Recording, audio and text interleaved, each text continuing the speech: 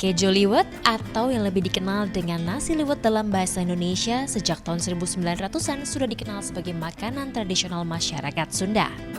Pada mulanya makanan ini hanyalah makanan rumahan yang biasa dinikmati oleh anggota keluarga saja.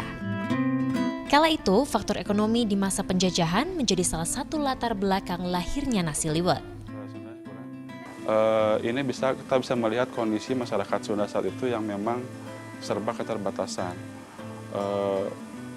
Kalau lihat sejarahnya, masa kolonial itu masyarakat Sunda adalah masyarakat yang terkena dari tanam paksa misalnya. Ya, kemudian dalam masa selanjutnya kita juga tidak mengalami perkembangan yang secara baik. Akhirnya perkembangan secara ekonomis juga sangat lambat sekali. Kemungkinan besar ini berpengaruh kepada menu yang dimakan sehari-hari.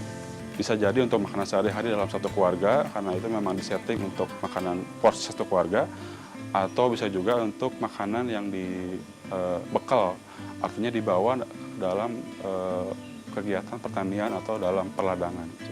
Jadi karena memasaknya simpel, itu mungkin kemungkinan besar dimakan ketika seseorang sedang bertani atau sedang berladang.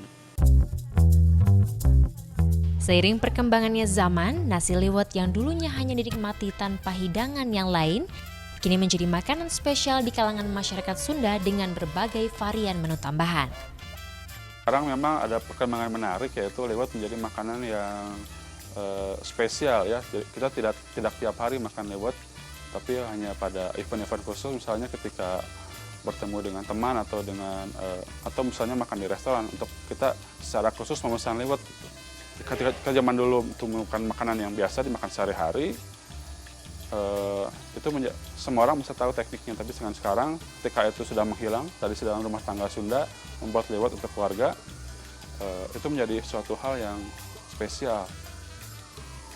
Dan sekarang juga kita ditambah dengan banyak variasi menu ya, jadi banyak bahan-bahan baru yang bisa ditambahkan dalam nasi liwet itu. Itu membuatnya menjadi lebih istimewa lagi.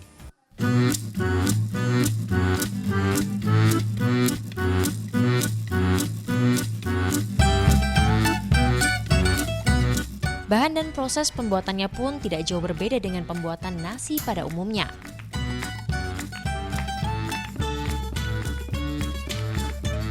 Siapkan beras dan air, tambahkan bawang merah, cabai merah, serai, daun salam, dan garam, serta ditambah jambal roti dan juga petai yang akan membuat rasa dan aroma pada nasi liwet menjadi lebih nikmat. Liwet ini nggak pakai santan yang biasanya mereka pakai, jadi Bunda pakai mentega. Kenapa pakai itu? Soalnya lebih gurih, terus tahan lama aja, jadi nggak cepat basi. Kalau memang pakai santan kayaknya lebih ke nasi uduk-uduk gitu, nggak nasi liwetnya itu sendiri gitu.